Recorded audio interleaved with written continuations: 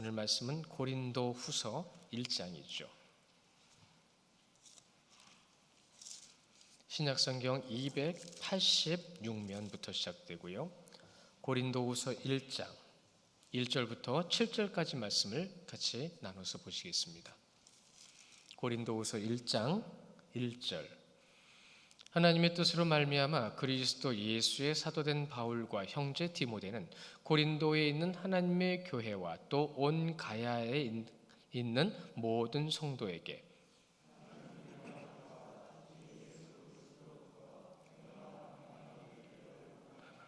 찬송하리로다. 그는 우리 주 예수 그리스도의 하나님이시오 자비의 아버지시오 모든 위로의 하나님이시며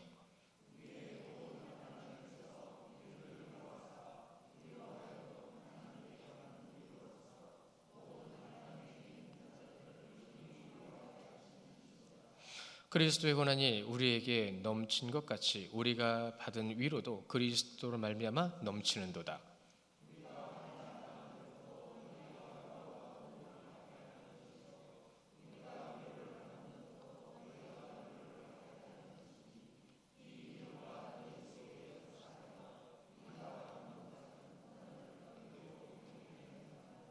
함께 봅니다. 너희를 위한 우리의 소망이 견고함은 너희가 고난에 참여하는 자가 된 것 같이 위로에도 그러할 줄 알미라.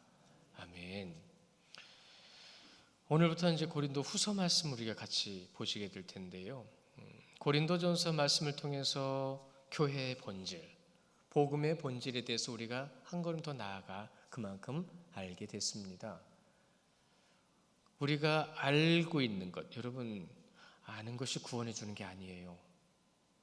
잊지 마십시오. 아는 것이 구원을 주는 게 아니라 구원의 자리로 나아가야 구원받을 수 있습니다. 믿는다고 앉아있으면 믿어지는 게 아니라 믿음으로 하나님 앞에 굳건히 맡기고 나아가야 역사가 나타납니다. 생각보다 많은 부분들이 알고 있는 부분이에요. 생각보다 많은 부분이 믿고 있다고 생각하는 부분이에요. 저는 가끔 가다가 대화하기가 힘들 때가 있어요. 특히나 가까우면 가까운 분일수록 대화하기가 힘들 때가 있어요. 왜냐하면 어느 순간에 그분이 알고 있는 것만 얘기할 때가 있거든요. 제가 내색은 잘 안 해요. 왜요? 그분은 입으로 얘기하는데 삶으로는 아직은 제가 확인을 못했거든요. 그래서 두렵고요. 그래서 마음이 힘들어요. 고린도후서 말씀 우리가 이제 말씀을 보게 돼요. 고린도전서를 지나왔습니다. 여러분이 고린도전서 말씀을 보고 듣고 나누면서 무엇이 달라졌고 무엇이 나아졌고 무엇을 나의 주님 앞에 온전히 세워졌는지 저는 몰라요. 하나님은 아십니다. 그 마음으로 인사를 시작할 때 오늘 1절, 2절이요. 사도의 축도라고 표현을 합니다. 여러분 우리 예배 끝나면 축도하죠. 이 축도가 여기서 나온 거예요. 그러나 사도 바울은 시작에서 하고 있네요. 또한 끝날 때도 하고 있을 때 할 때가 있어요. 주님께 간절히 구하는 거죠. 오늘 말씀 가운데서 보시면 사도의 축도라고 하는 1절, 2절 거기 보시면 하나님의 뜻이 나오죠. 하나님의 뜻으로 말미암아 그리스도 예수의 사도된 바울이라고 되어 있습니다. 하나님의 뜻이 먼저예요. 그런데 그리스도의 사도된 바울이라고 말을 하는 이유가 있습니다. 이 말 없어도 돼요. 그런데 왜 그리스도의 이름으로 사도된 바울이라는 말을 하냐면 사도권의 공격을 받고 있었거든요. 사도임을 공격하고 있어요. 너 사도 맞아? 지금으로 말하면 이런 겁니다. 너 목사 맞아? 이런 겁니다. 여러분 진짜 그런 말투였어요. 목사님 맞으세요? 이게 아니에요. 목사 맞아? 이렇게 공격을 했다는 거예요. 목사를 세우신 이유를 알지 못하면요 지금도요 과거와 다르게 않게 사도권에 도전하는 것처럼 목사의 권위에 도전합니다. 안타깝게도 여러분 이 도전하는 거, 공격하는 거, 이 권위에 침범하는 거 이것은 무엇을 모르기 때문이냐면 말씀의 권위를 모르기 때문에 그렇습니다. 말씀의 권위를 모르기 때문에 공격하는 거예요. 성도들끼리 서로 싸우는 것도 말씀의 권위를 모르기 때문에 서로 공격하는 거예요. 무지해서 그렇습니다. 목사도 그렇고 성도도 그렇고. 왜 시작부터 하나님의 뜻이 예수 그리스도의 사도된 나 바울은 이라고 말을 할까요? 이게 얼마나 심각한 것인지를 분명히 얘기해 주시는 거예요. 사도 바울이 사도권을 중요시 여긴 이유가 뭐죠? 아마도 그동안 말씀 가운데에 기억하신 분들도 있을 거예요. 왜 그가 그의 사도권을 중요하게 여겼죠? 그는 그의 입을 열어서 무엇을 전했습니까? 오직 하나님의 말씀만을 전했습니다. 그런데 그가 전한 말씀이 만약에 사도권의 공격을 받아서 내가 사도가 아니라고 한다면 그 말씀은 뭐가 되는 거죠? 거짓 교사가 되는 겁니다. 거짓 교사가 되는 거예요. 그러니까 이 공격받는 것 가운데 분명하게 얘기하는 것, 분명히 전해주는 것은 무엇이죠? 사도도요, 목사도요, 성도도 사람일 뿐이에요. 그러나 그 사람일 뿐이지만 사도나 목사로 특별하게 세우신 목적은 무엇이냐면 하나님의 말씀을 전하게 하기 위함이라는 겁니다. 하나님의 말씀. 여러분은 분별과 분명한 기준을 가지실 수 있어야 돼요. 여러분을 깨우쳐주기 위해서 비유를 들 때도 있고요, 예화를 들 때도 있습니다. 그런데 잘 들어보세요. 예화가 많습니까? 말씀이 많습니까? 비유가 많습니까? 복음의 본질이 많습니까? 여러분은 무엇을 더 보고 싶어하고 무엇을 더 듣고 싶어 하십니까? 듣고 싶은 걸 듣게 하기 위해서 세움받은 자리가 아니에요. 듣고 싶은 거 듣고 싶어서 이 자리에 온 것도 아닙니다. 여러분은 비록 부족한 종을 앞에 세워놓고 하나님께서 그 말씀의 뜻을 온전히 전하게 하기 위해서 노력하게 하시는데 그 노력조차도 자기 마음대로 노력하는 이들도 많고요. 그 노력 가운데서 자기 마음대로 앉아있는 사람들도 많습니다. 우리는 과연 어디에 있을까요? 누구를 바라보고 무엇 때문에 이 자리에 있냐는 겁니다. 이것을 분명히 깨닫지 못하면 여러분 그 말 자체가 무지라는 거예요. 피곤해서 졸 수 있어요. 그런데 기가 막혀 조는 사람도 있습니다. 마음이 회칠되어서 조는 사람도 있어요. 그런데 그건 우리는 분간을 못해요. 주님은 아세요. 그러니까 구원은 누가 주시는 거죠? 오직 주시는 그분만 아시는 거예요. 하나님을 속이려고 하는 인간의 모습들을 참 많이 얘기하죠.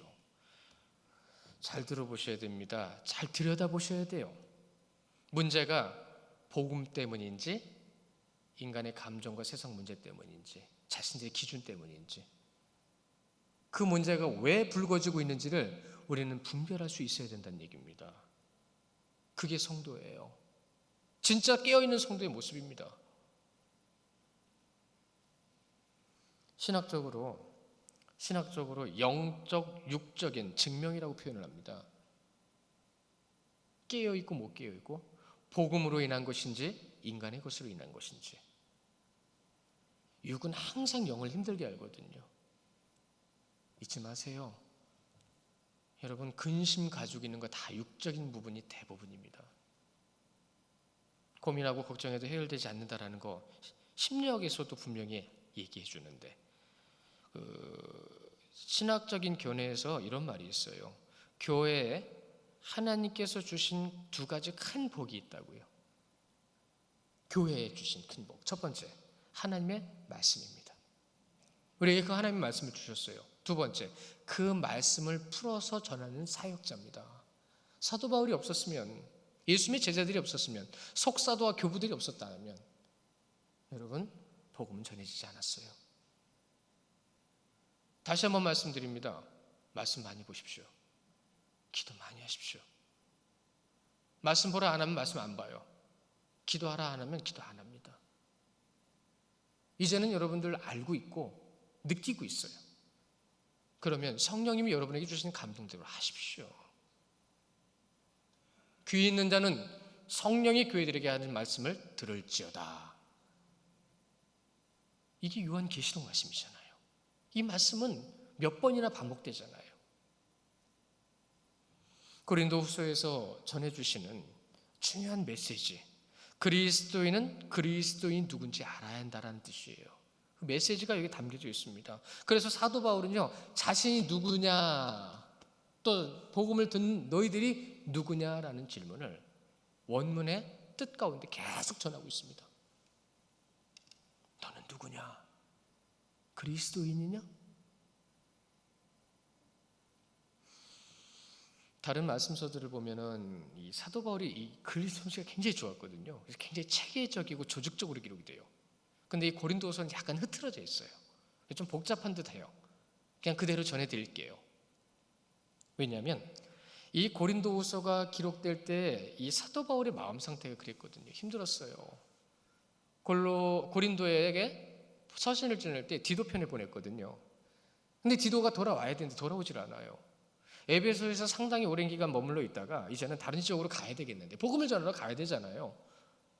다시 정비하고 바로 세우려고 가야 되잖아요. 왜? 들리는 소문은 교회들마다 거짓 교사들이 있지요. 사도권에 문제를 생기죠. 분쟁이 있죠. 다 있었어요, 여러분. 크고 작은 문제가 차이가 있을 뿐이지. 그래서 다른 곳을 떠나야 되는데 디도가 안 오니까 마음은 힘들고 해서 떠났습니다. 일단 떠났는데 마게도니아라든가 아가야 지역을 돌아다니면서 떠났는데 그곳에서 가까스로 디도를 만났어요. 디도를 가까스로 만난 다음에 그의 손에 쥐어져 있는 고린도에 편지가 있었습니다. 우리가 사도께서 말씀하신 말씀대로 서기 위해 노력하겠습니다. 지금 다시 우리가 마음에 불이 일어 하나님 앞에 온전히 서기를 원하고 노력하고 있습니다. 죄송합니다. 이 서신을 받는 그 순간 사도 바울이 얼마나 기뻤는지 급한 마음으로 기록한 것이 바로 고린도후서예요. 왜냐하면 고린도전서의 말씀은 여러분 굉장히 책망이 많았어요. 그들이 가지고 있는 문제들로 인해서 단호하게 말을 했어요. 단호하게 말하지 않으면 못 알아들으니까. 가끔 그런 얘기 하시죠. 돌리지 말고 바로 얘기해. 이런 얘기를 가끔 하죠. 이 고린도전서의 말씀이 거의 그런 식이었거든요. 너희들은 지금 이러하다. 그러지 말아야 한다. 차라리 혼자 살아라. 이때에, 이 악하고 약한 이때에 너희들이 지금 뭘 가지고 고민하고 있느냐? 전하면서도 마음이 힘들었어요. 미안하기도 했고요. 애처롭기도 했어요. 아직은 어리기에 내가 너희들 이렇게 혼낼 것이 아닌데 라는 마음까지도 있었다는 거죠. 그런데 디도의 편에 편지가 도착했습니다. 너무 기뻤어요. 그래서 그들에게 애처로운 마음과 기쁜 마음으로 다시 서신을 쓰지만 그럴지라도 여러분 사도권은 그냥 넘어갈 수가 없었어요. 내가 전한 복음은 하나님의 말씀인데 그 하나님의 말씀을 듣고 있는 그들의 모습이 어땠는지 여러분 하나님의 말씀 복음 사역자는요 오직 여기에만 매달려야 돼요. 뭐냐면 오직 말씀, 오직 은혜, 오직 믿음입니다. 이것을 사역자는 중점으로 거기에 애써야 됩니다.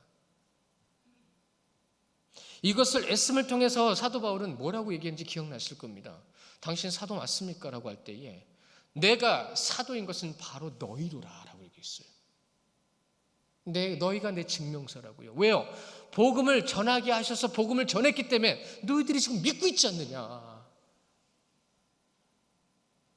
여러분이 믿고 있는 하나님이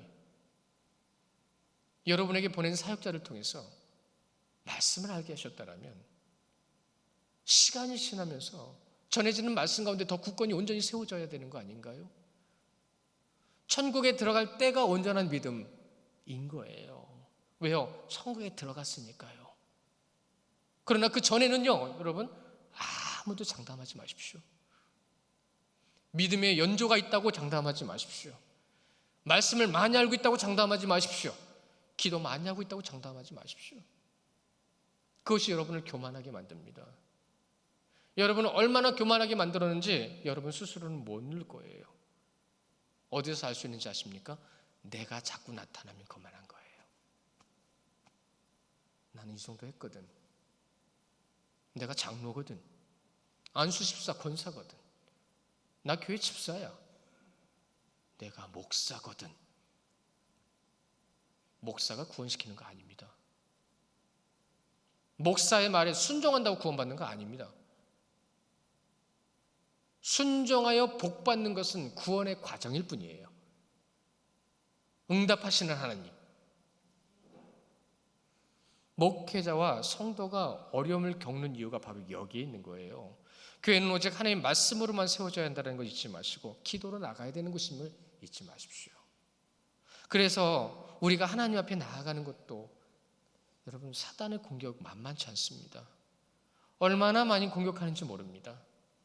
혼자 있어도 공격당합니다. 모여 있으면 더 쉽게 공격당합니다. 그렇게 공격당하는데 우리는 무엇을 해야 되는 거죠? 교회된 모습으로 무엇을 해야 되는 거죠? 넘어지고 찢기고 상처받고 넘어지는 교회들을 보는데 여러분 그 가운데 승리한 교회들을 많았습니다. 그 승리한 교회들은 무엇으로 승리했냐면 잊지 마십시오. 오직 말씀, 오직 은혜, 오직 믿음으로만 승리했습니다. 기도로 준비하고 말씀으로 무장하고 인내로 전투하고 사랑으로 승리하다는 말은 우리가 입으로 말을 해도 우리에겐 지금 승리가 있습니까? 우리가 지금 잘 싸우고 있나요? 모든 것을 하지 않아도 말씀과 기도만 있으면 구원받습니다. 많은 것을 할지라도 말씀과 기도가 없으면 구원 못 받습니다. 이건 단호한 거예요. 오직 예수 그리스도의 이름으로 구원받는데 오직 예수 그리스도의 이름으로 구원받는데 그분이 누구시냐는 거죠. 말씀이 있습니다. 3절에 사도 바울은 감사의 고백을 하죠. 이것이 목회자의 증거입니다. 또한 성도의 증거가 되어야 합니다. 오직 그분의 말씀으로 인하여 목회자와 성도가 증명되어지고 그 삶으로 인하여 나타나는 교회의 열매가 우리의 증명서가 되는 겁니다. 뭐라고 고백하죠? 오직 하나님만을 찬송하리로다. 누구만요? 오직 예수 그리스도만 찬송하리로다. 근데 오늘 말씀을 보니까요 3절부터 위로라는 말이 많이 나오죠. 3절부터 7절까지 무려 위로가 10번 나옵니다. 그러니까 이 고린도후서 말씀은 주제가 위로인 거 맞아요. 위로만 주제가 아닙니다. 환난도 주제입니다. 위로와 환난 가운데 최종적 결론은 사랑입니다. 찬송하리로다. 율레게토스. 이 율레게토스라는 찬송하리라는 말은 구약에서 왔습니다. 이 바룩이라는 구약의 찬송에서 왔는데 이 바룩이라는 찬송, 율레게토라는 말은 이런 겁니다. 찬송의 이유가 있다는 거예요. 내가 왜 찬송하는지 아십니까? 우리가 왜 찬송하고 있는 거 아십니까? 있는지를? 그것에 대한 답을 얻는 거예요. 그것에 대한 답을 얻을 때 3절부터 몇 가지만 좀 짚어볼 텐데 왜 그가 찬송하는지. 첫 번째, 그는 우리 주 예수 그리스도의 하나님이시오. 오직 우리 주 예수 그리스도의 하나님이시기 때문에 찬송한다는 겁니다. 유대인들이 찬양하는 모습이 있었기 때문에 이렇게 찬송하리다라는 바룩이라는 말을 쓴 건데요. 왜냐하면 유대인들은 여호와 하나님 하고 찬양했습니다.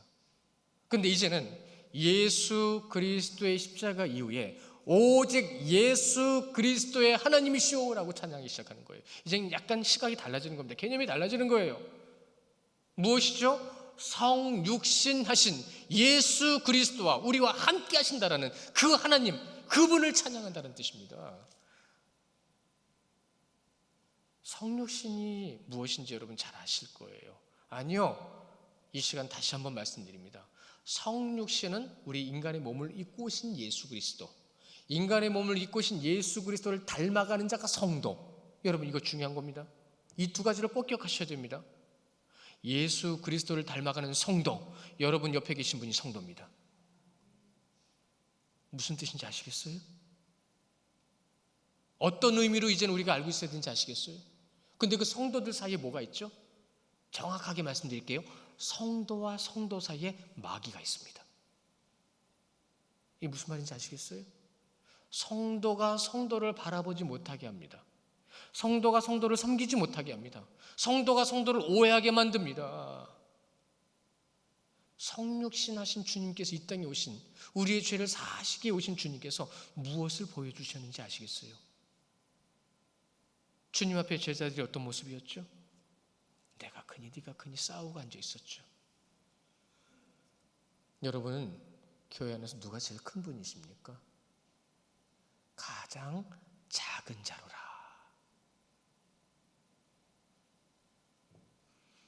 성도를 통해서 예수 그리스도를 볼 수 있는 삶 우리에게 주신 거예요. 그게 교회에서 나타나야 돼요. 두 번째, 자비 하나님이시라 말씀하십니다. 자비. 이 자비라고 하는 오익티르몬이라는 말, 오익티르몬이라는 자비의 말은요, 여러분 그냥 자비를 베풀어요 이게 아닙니다. 오직 성경에서 말씀하신 오익티르몬은 불쌍한 사람들을 바라볼 때에 내 속에 내장까지 비틀어서 끊어질 만큼 마음이 아프다는 뜻이에요. 불쌍한 사람, 연약한 사람, 힘든 사람을 바라볼 때 내 이 마음이 뭉그러질 정도로 힘들다는 얘기예요. 오익티르몬의 절정이 뭔지 아십니까? 그게 바로 예수 그리스도의 십자가입니다. 당신의 목숨을 다하도록 사랑을 주신 그 주님의 자비, 사랑, 자비의 하나님이시오. 이것이 바로 교회가 가져야 될 바로 하나님의 성품인 겁니다. 우리가 하나님의 성품으로 자비 가운데, 하나님의 성품은 말하는데 그 자비가 나타나질 않아요. 아직도 밀고 땡기고 밀당하면서 견제하면서 누가 더 나은지를 따지고 앉아 있는 거죠. 세 번째 보시니까 모든 위로의 하나님이시며 라고 말씀하십니다. 모든 위로의 하나님. 이 위로라고 하는 이 파라클레세우스라는 말 기가 막힌 말입니다. 무서운 말입니다. 파라클레세우스. 잘 들어보세요. 하나님의 영적 속성인 자비가 외적으로 나타나는 행위를 말하는 겁니다. 외적으로 나타나는 거예요. 자, 성육신하신 예수 그리스도를 우리는 닮아가는데 그 예수 그리스도를 닮아가는 우리의 마음과 행동의 모든 표현이 어떻게 나타나야 되는 거예요? 이제 진짜 헌신과 희생의 섬김으로 나타나야 되겠죠? 진짜 예수 그리스도의 사랑으로 나타나야 되겠죠? 외형적 행위로 나타나는 겁니다. 무엇이요? 그 위로가.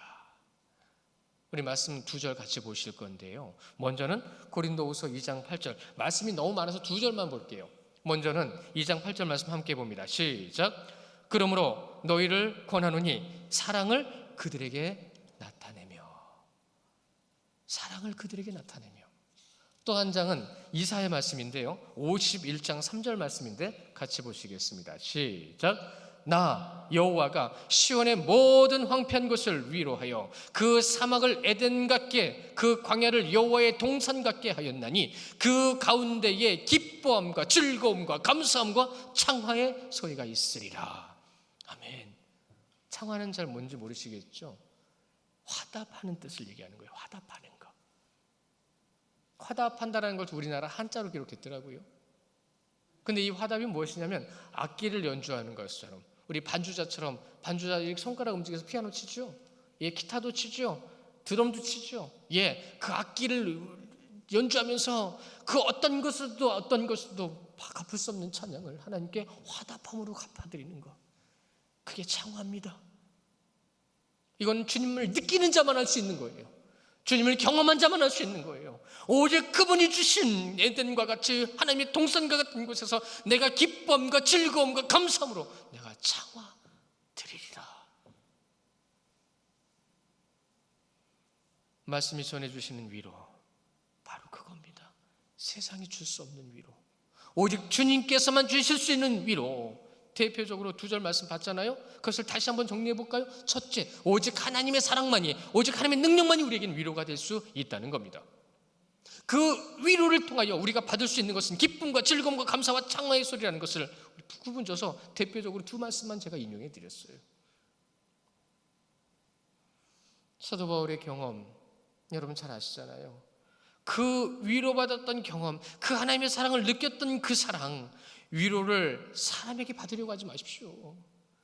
여러분 잘 생각해 보세요. 성경에 어디 누구에도 사도 바울을 위로한 사람이 없습니다. 그 힘들고 어려운 순간을 지나가면서도 죽었다가 죽은 사람인 것 줄 알고 내다 버렸는데 일어나서 아무렇지도 않게 아니요. 얼마나 힘들게 일어났을까요? 먼지 툭툭 털어가면서 다시 복음을 전하러 나갔더니 그 발걸음의 모습 가운데 누가 그를 위로했습니까? 누가 목회자를 위로하고 누가 장로님을 위로하고 누가 안수집사님과 권사님을 위로하며 누가 성도를 위로하고 있습니까 지금? 위로의 말 한마디도 안 했었다면 회개하십시오. 얼마나 그 자리에서 힘들 것이며 얼마나 그것을 감당하기 위해 노력하고 애쓰고 마음 썼는지는 생각도 안 하고 부족한 것만 바라보면서 그게 교회인가요? 여러분, 위로라고 하는데 위로가 안 되죠. 그런데 우리가 위로가 뭔지 모르고 있었기 때문에 그런 겁니다. 교회는 위로하는 곳이라는 것을 우리는 모르고 있었다는 거예요. 제가 처음에 부임에 와서 대신방 하는데 예배를 드리는데 우는 분들이 그렇게 많아요. 제가 그래서 지금까지 안 싸우고 안 다투고 참으려고 노력을 많이 했어요. 앞으로도 그렇게 해야 되겠죠. 이렇게 말씀드려 죄송하지만 그럼 저는 누구한테 위로를 받죠? 그러나 오늘 말씀은 분명히 말씀하십니다. 오직 주님만. 그분의 위로만이 진짜 위로라는 거예요. 파라클레세오스. 아까 기가 막히고 중요한 말씀이라고 그랬죠. 위로. 이 파라클레세오스가요.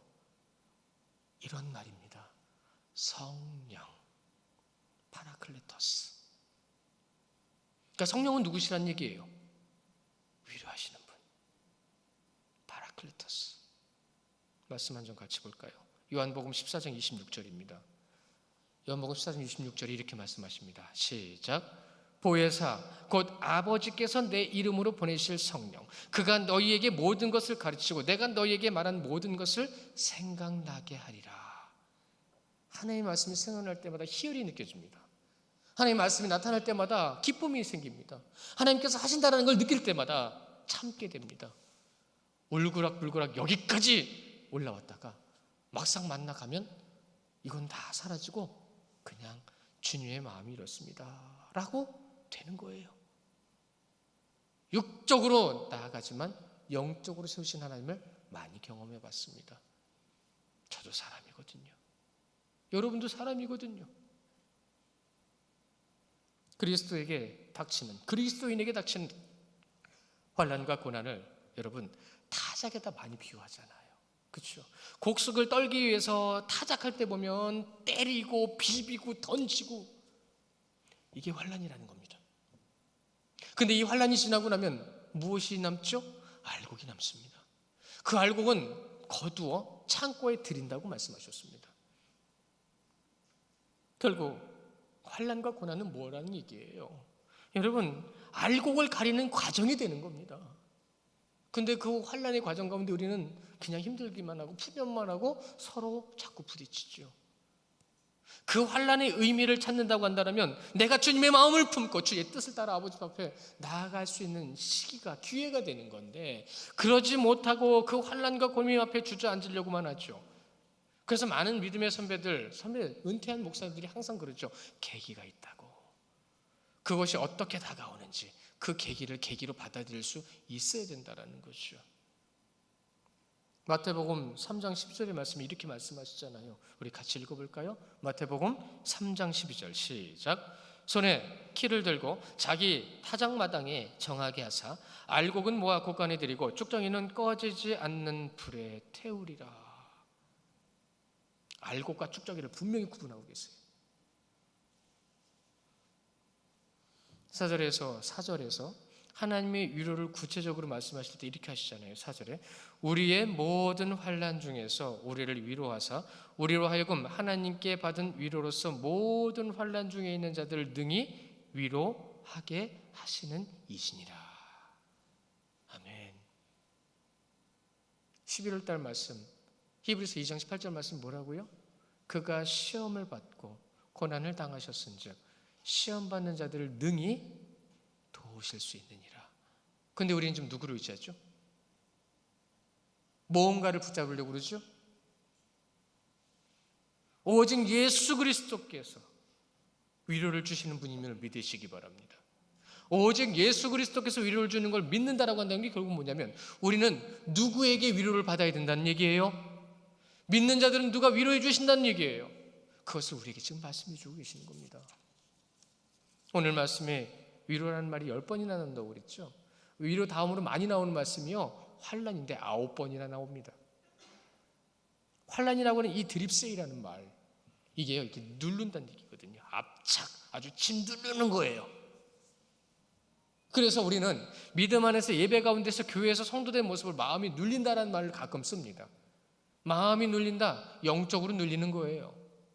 그래서 사도 바울은요, 육신으로 받는 고통은요 그냥 이겨낼 수 있었던 거예요. 왜요? 마음의 눌림이 더 컸거든요.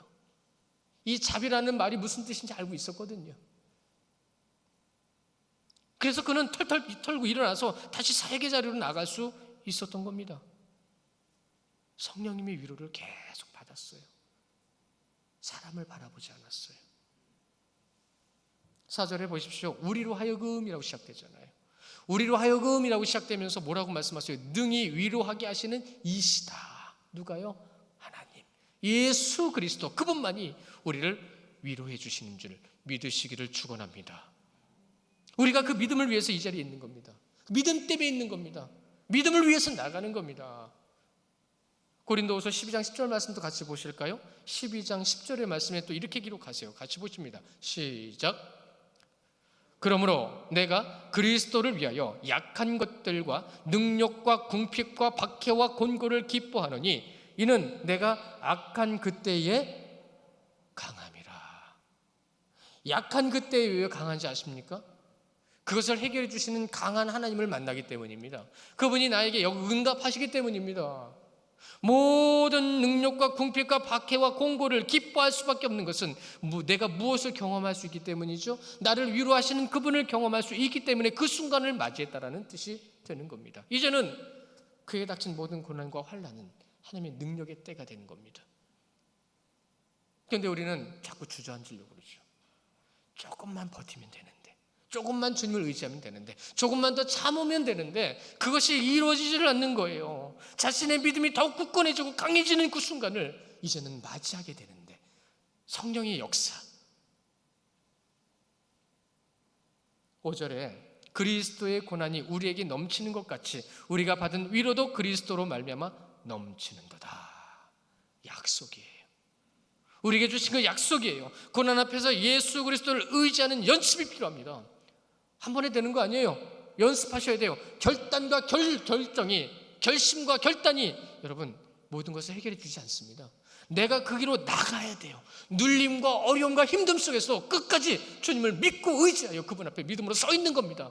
끝까지 기도하는 겁니다.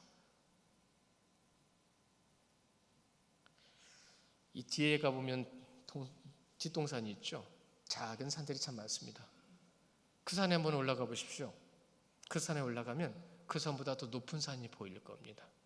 근데 그 높은 산을 이제 도전하고 싶어지겠죠. 그러면 힘들어요. 다리도 아프고 숨도 차고. 근데 그 높은 산을 올라가게 되면, 그 높은 산에 올라가게 되면 그 정상에 오른 자만 알 수 있는 경험이 있습니다. 넓은 곳을 보게 됩니다. 넓은 곳을 보게 됩니다. 어제 결혼식이 있어서 서울에 갔다 왔어요. 그래도 우리 시찰에서 누군가는 가야 될 것 같아서 제가 의무감을 가지고 갔습니다. 갔더니 역시나 저만 갔더라고요. 순서 맡은 분들은 오셨지만 갔다 오면서 그분은 너무 미안해하시고 저는 그래도 갔다 왔다라는 기쁨이 있었어요. 근데 서울에 가니까 딱 눈에 띄는 게 있죠. 이제 서울의 랜드마크가 된 롯데타워가 눈에 보이더라고요. 제가 제 아내한테 그런 말을 했어요. 남산이 롯데타워보다 높거든요. 그러니까 남산 뒤에 있는 지역에 있는 사람들은 롯데타워가 안 보여요. 근데 어디에서도 롯데타워가 다 보입니다. 그 얘기를 하면서 제가 이렇게 얘기를 했어요. 롯데타워에서는 서울이 다 보여. 다 보여. 인천 앞바다까지 보인답니다. 다 보여요. 우리는 어디까지 보고 살아갈까요? 여러분 지금 어디까지 보고 계십니까? 그러면서 이런 얘기를 했어요. 서울로 자꾸 유입되는 전국 지역에 있는 사람들이 자꾸 서울로 유입이 되죠. 서울로 유입이 되면서 자신들은 뭔가 좀 있는 것처럼, 서울 사람이라는 것처럼 어깨에다 힘을 주는데 그게 얼마나 어리석고 무지한 얘기인지를 그들은 몰라요. 그것을 이렇게 비유를 해서 얘기를 했습니다. 제가 지지난주에 어떤 목사님 얘기하시는 것 가운데 1등만 요구하는 더러운 세상. 그러니까 제 아내가 그 얘기를 듣더니 뒤통수를 때리더라고요. 2, 3, 4, 5등 나머지들이 없으면 1등도 없는데. 없습니다. 근데 그 자리에 올라가면 누구한테 고마워해야 되는 거예요? 함께한 사람들에게 고마워해야 되는 거예요. 이 나라는 모두가 다 있기 때문에 이 나라입니다. 그런데 자기들이 나은 줄 알고 우월한 생각을 가지고 열등감을 가지고 살아가요. 근데 제가 이제 여기 내려와 보니까 그런 생각이 더 분명히 듭니다. 얼마나 아집과 이기심에 쌓여서 살아가고 있는 인간들의 모습을. 그러니까 진짜 위로는 거기에 있는 거예요. 진짜 위로가 어디에 있는지를 모르고 살아가요.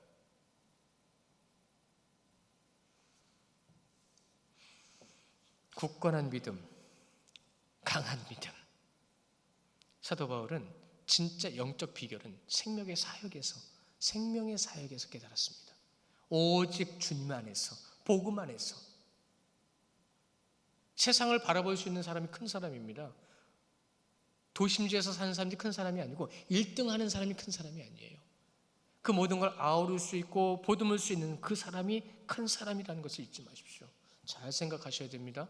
영적으로 깨어있지 못한 사람은 눈앞의 것으로 싸워요.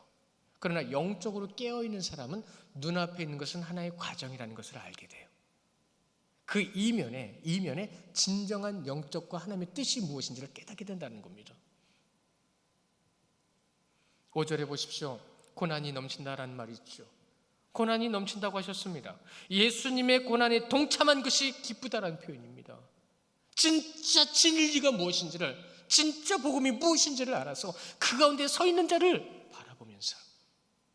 말씀 한 절 보실까요? 골로새서 1장 24절 말씀이에요. 골로새서 1장 24절 말씀 시작. 나는 이제 너희를 위하여 받은 괴로움을 기뻐하고 그리스도의 남은 고난을 그의 몸된 교회를 위하여 내 육체에 채우노라. 여러분이 총회를 하고 원래회를 해서 교회의 모든 것을 나눌지라도 그 나누는 이유와 목적을 안다면 하고 안 하고가 중요한 게 아니에요. 내가 주님 앞에 어떻게 섬길 건가 그걸 고민하는 것이 중요한 거지. 내가 열심히 주님 앞에 주님을 섬기겠나이다.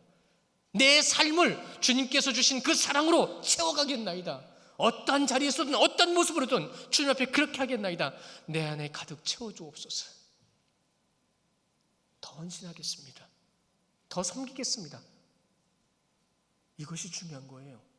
조직이 중요한 게 아니에요. 로마서 8장 17절 말씀도 함께 보실까요? 로마서 8장 17절 시작. 자녀이면 또한 상속자 곧 하나님의 상속자요 그리스도와 함께한 상속자니 우리가 그와 함께 영광을 받기 위하여 고난도 함께 받아야 할 것이니라. 우리는 그분의 상속자입니다. 그분의 뜻을 따라가는 자들의 삶을 살아가는 겁니다. 그런데 내 안에조차도, 가정 안에서조차도 헌신과 섬김을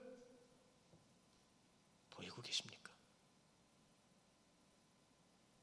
나의 반려자요, 나의 혈육인 그들 앞에서조차도 진짜 헌신과 희생이 있습니까? 거기에 희생과 헌신이 없기 때문에 교회에서도 싸우는 거예요. 6절에서도 우리가 환난을 당한 것도 너희가 위로와 구원을 받게 하려는 것이요 우리가 위로를 받는 것도 너희가 위로를 받게 하려는 것이니 이 위로가 너희 속에 역사하여 우리가 받는 것 같은 고난을 너희도 견디게 하느니라. 믿음의 선배들은 그들이 받은 환난을 통해서 위로를 주시는 분이 누구신지를 고백하고 있고 전하고 있습니다. 고린도 교회 가운데서 너희들이 지금 받고 있는 환난이 무엇인지를 아느냐? 그 환난 가운데서 주를 믿는 자들을 통해서 위로와 기쁨을 하나님께서 분명히 주실 줄 믿어라. 이것이 사도 바울의 서신이었어요. 말씀이요, 성령 하나님의 위로이며 이 역사는 믿는 자에게 나타난다는 것을 분명히 말씀해 주시는 거죠. 그것이 하나님의 뜻입니다. 여러분에게 그 하나님의 뜻이 지금도 있습니다. 여러분 잘 아시는 말씀인데요, 로마서 5장 3, 4절 말씀 아시잖아요. 같이 보실까요? 로마서 3, 4절 말씀 시작. 다만 이뿐 아니라 우리가 환난 중에도 즐거워하나니 이는 환난을 인내를, 인내는 연단을, 연단은 소망을 이루는 줄 알미라. 신학적으로 이 말씀은 뭐라고 얘기하는지 아십니까? 구원의 궁극적 완성이라고 말씀하십니다. 궁극적 완성, 이루어가는 완성입니다. 환난은 인내를, 인내는 연단을, 연단은 소망을 나눌 줄 아느니라. 고난을 당해보지 않으면 인생이 뭔지 모른다고 하죠. 오죽하면 재수해보지 않은 이 애들하고는 인생을 논하지 말라고 그러죠. 대학 교수 말입니다. 대학 교수도 그런 말을 해요. 환난을 당해보지 않으면 환난이 뭔지 몰라요. 그래서 이번 코로나를 통해서 외국 사람들이 우리나라의 진가를 알게 된 겁니다. 왜요? 우리나라처럼 전쟁을 겪어본 나라가 없거든요. 진짜 환난과 어려움이 뭔지를 모르니까 그들은 노는 게 중요한 거예요. 해변에 경계선을 틀으니까 우리 시장 최고 그러면서 뛰쳐나갔던 미국 사람들을 봤어요. 그리고 나서 다시 확진자가 폭발적으로 늘어났어요. 우리가 지금 어떤 시대에 살아가고 있는지를 한번 깊이 돌아보고요. 교회에 닥치는 환난은 구원을 이루기 위한 필연적이라는 말이 있습니다. 우리가 잘 알고 있는 것처럼 환난과 고난은 알곡을 가리는 타작과 같다는 거 잊지 마시고요. 분명히 그것을 인식하면서 구원의 과정 가운데에 믿고 확신해야 되는데, 자, 이 부분 또한 기억해 주셨으면 좋겠어요. 영적인 깨달음과 배움의 과정, 신앙의 성숙의 기회를 삼고 궁극적 구원의 길로 나아가 그 모든 것 가운데 벗어버리고 위로받는 여러분들 되시기를 축원합니다. 여러분이 7절의 말씀처럼 너희를 위한 우리의 소망의 견고함은 너희가 고난에 참여하는 자가 된 것 같이 위로에도 그러한 줄 알미라 라고 하는 소망의 견고함이 나옵니다. 기대함, 소망, 엘피조라고 하는 바라는 거예요. 바라는 거, 소망이 바라는 거예요. 무엇을 바라보고 살아요? 여러분이 바라고 사시는 것은 우리 지난주에 인사 나눴던 것처럼 마라나타, 예수님 오십니다. 예수님 꼭 오십니다.